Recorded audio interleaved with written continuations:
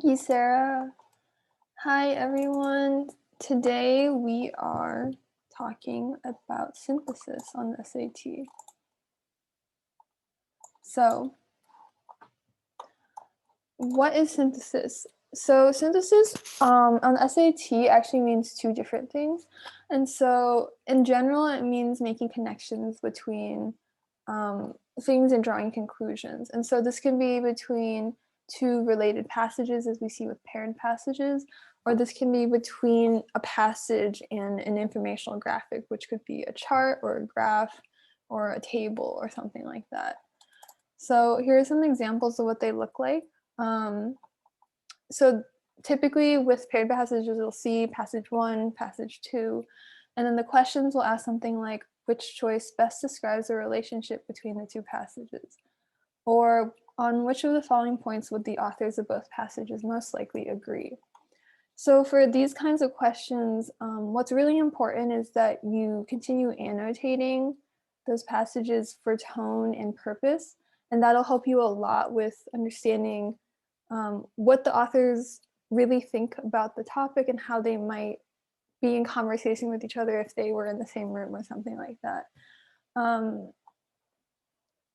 And also these kinds of paired passages only occur with history, social science, and science. You don't see them with the literature passages because there's not really a way for them to have related passages with literature. But this week we're going to mostly talk about the second type of synthesis because you guys have had a lot of practice with annotation. So we're going to talk about analyzing graphs, charts, and tables in relation to the text. So you see here a table and a question that asks, based on the table and the passage, which choice gives the correct percentages of the purines in yeast DNA? And I don't have the passage here, but I can guess that in the passage they explain to you what a purine is because that information isn't in the table. So that's how you can see how like this kind of information synthesizes information from both the table and the passage for you to answer it. Another type of question might be like, do the data in the table support the author's proposed, or what the authors say in the passage? Does the data in the table support that? And those questions are really common with these kinds of passages. So I have some steps for how to go through these because these can be a little bit difficult. I found them pretty difficult when I was going through them. So number one is to really kind of understand what the graph or the chart or the table is measuring, what it's talking about. And so for this, my advice is to look at the variables, but not like the numbers, or if it's a bar graph or a line graph, don't look at like the trend yet, just look at like the axes, look at what is this table supposed to measure? What's it supposed to show you? So on the table here, you can see it's showing you percentages of, these are called nucleotide bases. So percentages of these by different organisms. So maize, octopus, chicken. So now you have a better idea of what is this table telling you. And then you want to read the question and break it down. And so let's look at this question 28. It asks, which choice gives the correct percentages of purines in yeast DNA? So you know automatically that you're looking at yeast DNA. So you look at that row of the table. And then you also know that you're looking for the percentages of purines. So let's say the passage told you that purines are adenine and guanine. And then you would look at only adenine and guanine and go down to where yeast is. And then you can see that this is your answer choice. And then the third point is to look at the graph like I just did and find your answers. And so that is kind of a breakdown on how you would do questions that are kind of asking very specifically about the graph. And then if it's more general, asking about if it matches what the author said, then you can, it's also really useful to just get an understanding of what the graph says. You might have to go like one by one through the answer choices, and that might be time consuming, but I suggest when you're starting out studying to just take as much time as you can, and you can get more comfortable with these kinds of questions. So let's see, what time is it? Okay. Would someone like to share with me what are the components of a chart or a table that you can see in this graph right here?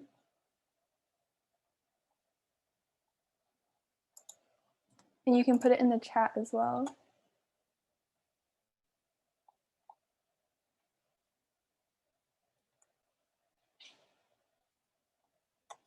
So let me ask, first of all, what is it called? What is this called at the top?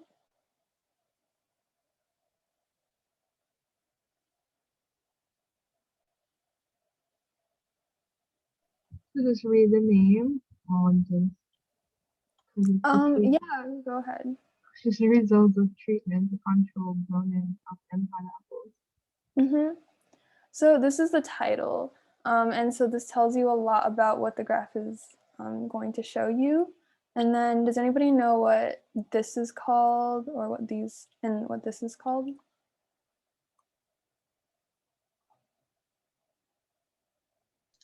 Variables? And do you know specifically what kind of variable they are?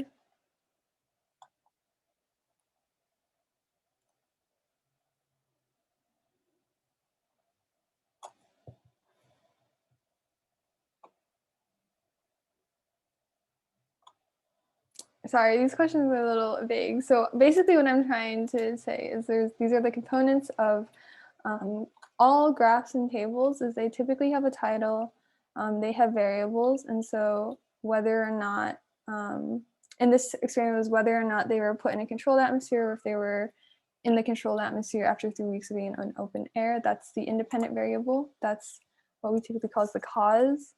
And then the dependent variable is this y-axis, the vertical axis, and we call that the effect. It's basically the data that you're collecting. So in this case, it's the percentage of the flesh that browns. Then we have the values, and that's like basically the numbers in a table. It's numbers. In a bar graph, it's the bars. In a line graph, it's like the plots in the graph. And then we have relationships. So really quickly, can anybody tell me which this first graph what kind of relationship is in it?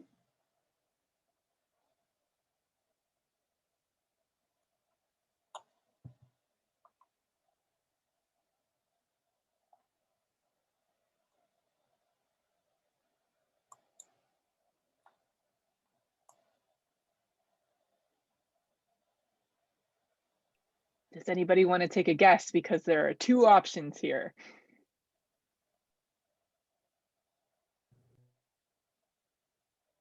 Did you ask about the first one? The first one. Oh, positive? Yep. So this is called a positive or proportional or direct relationship. You'll see that wording a lot, like you'll see all kinds of wording like that on the SAT. And then, so what is the second one? Negative. Thank you. Yeah, and you also see them call it an inverse relationship, so don't get too confused by that. It means the same thing. And yeah, I had some more examples of tables and of graphs, but I want to get on to the Kahoot because we're going to play a little game today. Yeah, today we're going to be playing Kahoot. Happy Friday, everyone. I can go ahead and boot that up for everyone.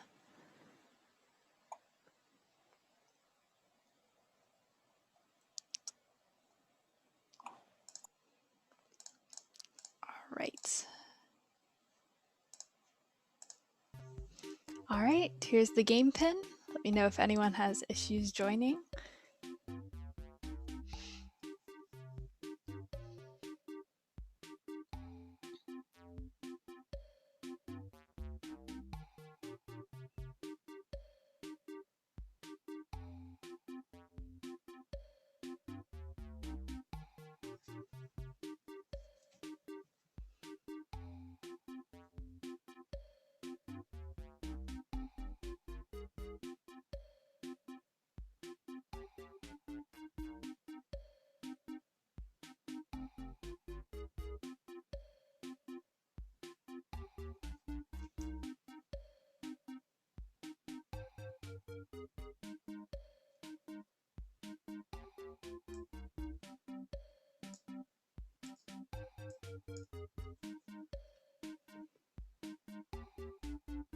All right, we've got 14, 16, 17, 17 players now. Is anyone still not able to get into the Kahoot? Are we all signed in? Not yet. I think that was an affirmative, so I'll go ahead and start. I think if you haven't been able to join, you can put in, oh, there's someone else. I'm glad I didn't start yet. All right, how many participants do we have here? We have about 26. Is anybody else having trouble joining?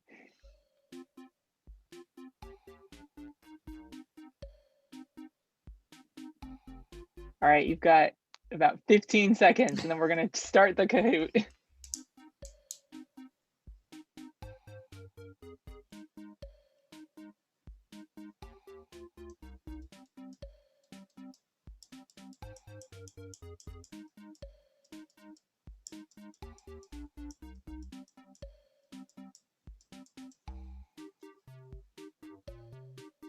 All right, it's been a couple more seconds, so I'm gonna go ahead and start. You may be able to get in afterwards with the game pin, but it seems like we have pretty much everyone here. All right, so this is just gonna be more questions where you're looking at different graphs, you're trying to pull out information from them. Just do your best and we'll go over each of them afterwards.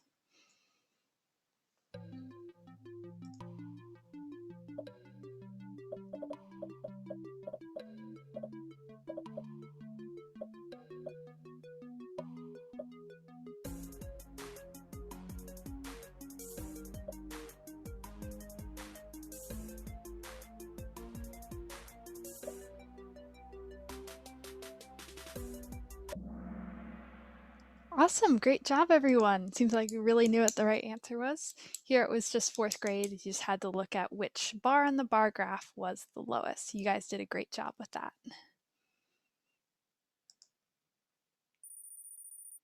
We've got no in first, love it.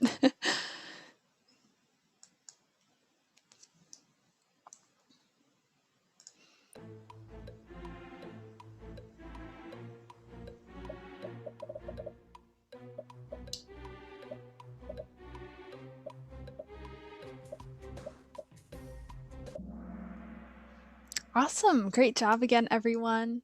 So yes, that was 3 students. You have to look at the scale on the left to determine that because it was in between the 2 bar and the 4 bars. You can determine that it was 3 students. Great job.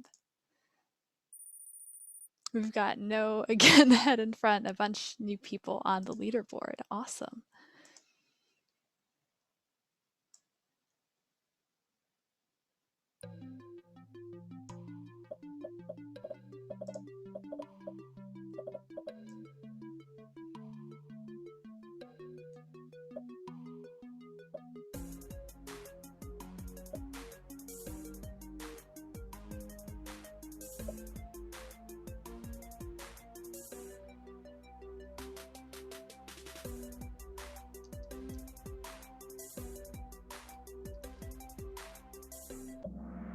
All right, great job, everyone. So this ties back to a lot of what Rachel was talking about, those 2 graphs towards the end of the presentation, one with the positive correlation, one with the negative correlation. For this one, you could see that his height increased every year as he grew up, and so it is not an inverse relationship, so this is false. Great job. All right.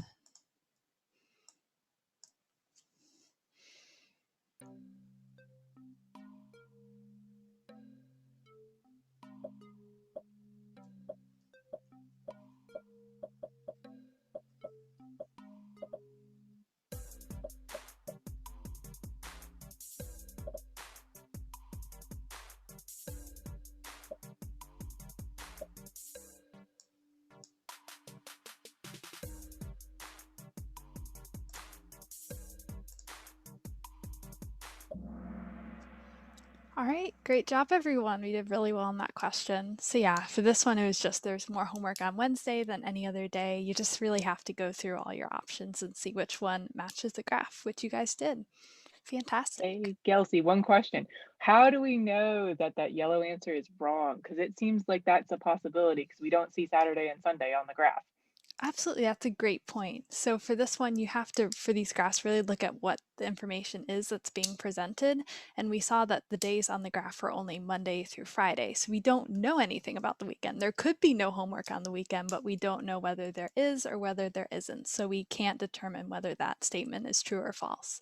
So we had to look at the other statements and one of them applied.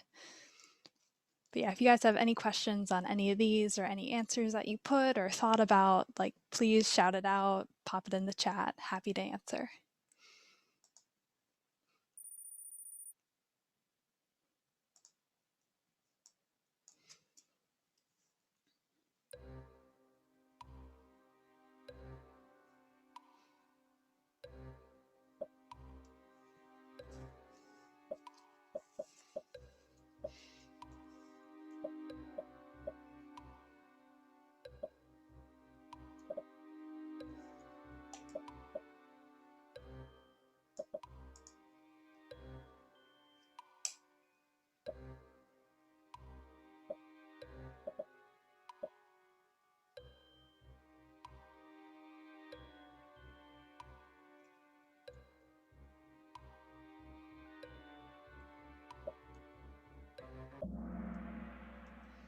All right, great job on this one, y'all. So for this one, it was more students prefer brownies and those who prefer cake.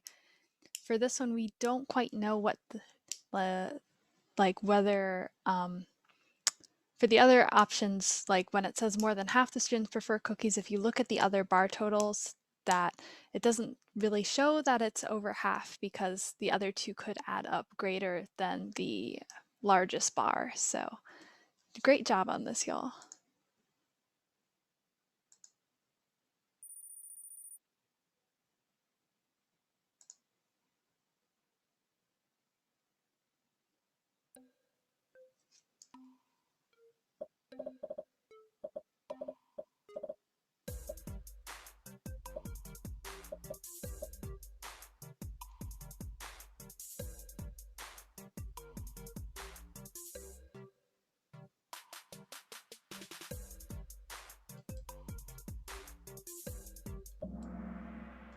Awesome, great job everyone. So yeah, for this one, it was a bit of a turned graph from what you might normally see. The bars were going sideways. You had to look at which bar was the longest, went furthest to the right, and that was soccer. Great job. All right, I think we got a couple more questions. See who can get on the leaderboard.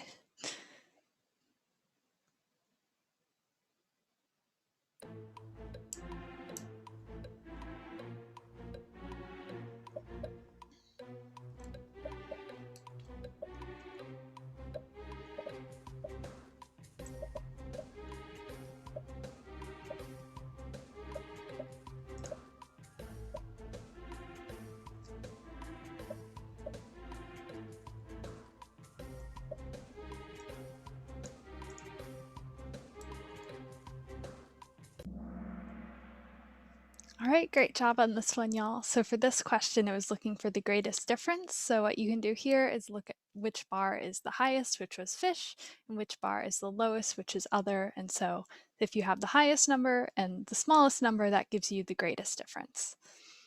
Great job, guys. All right, 2 more questions. You guys are doing fantastic.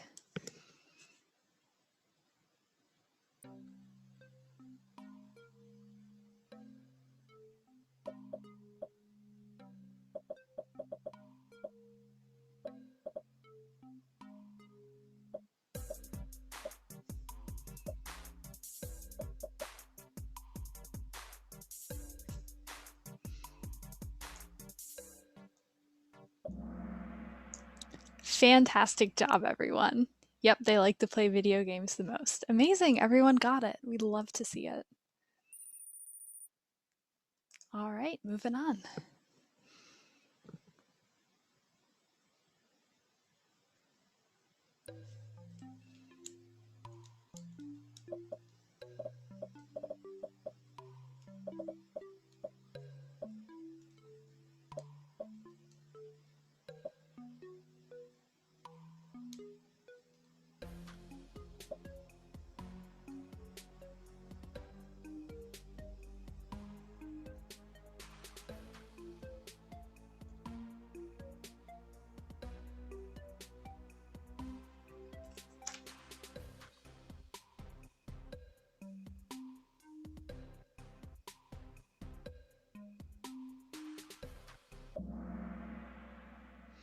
All right, this one, I think it was messed up a little bit, so don't get discouraged. In terms of the smallest difference, I would definitely agree with the people who put 12 because those bars were equal for that one. I'm sorry, the right answer must have gotten messed up, but at least, it was equal across the board. But yeah, for those of you who said 12, I would definitely agree with you because like it showed that the bars were pretty much like equal in value. Sorry about that, y'all. I did not notice that. But hey, these questions are hard and you guys are killing it.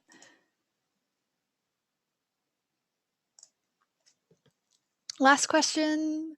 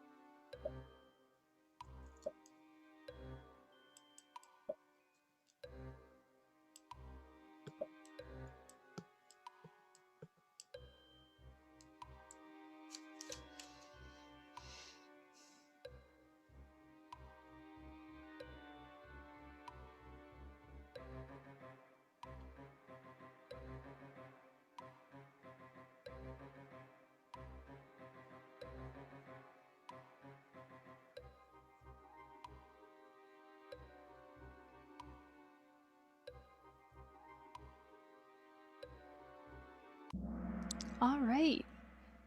Great job, everyone. So yeah, that one, we had some pretty good answers across the board. For that one, you really needed to look at the third grade bars and the fifth grade bars and see where the bar for the third graders was higher, which was on Monday and Tuesday. It could be a little tricky because I think for Thursday and Friday, they were the same value, but that doesn't count as it being more.